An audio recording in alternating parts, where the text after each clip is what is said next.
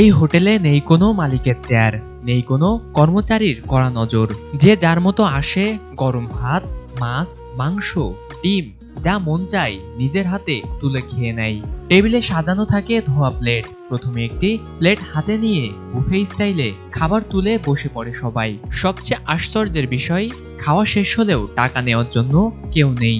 যে খাচ্ছে সে নিজেই হিসাব করে ছোট্ট একটি প্লাস্টিকের বয়মে টাকা রেখে চলে যাচ্ছে। শুনতে অবিশ্বাস্য লাগলেও এটাই সত্যি। এটা হলো টাকার বাক্স, এটা হলো গরিব মানুষের বাক্স, বুঝছেন? এটা ওই যে ওখান থেকে খায়া এখানে সুন্দরভাবে যার যার মতো এই জায়গায় খায়া, ভাই কোনোদিন টাকা চায় না বা খাবারের রেট উনি বলে না, যার যার মতো খায় এই জায়গায় দিয়ে যায়।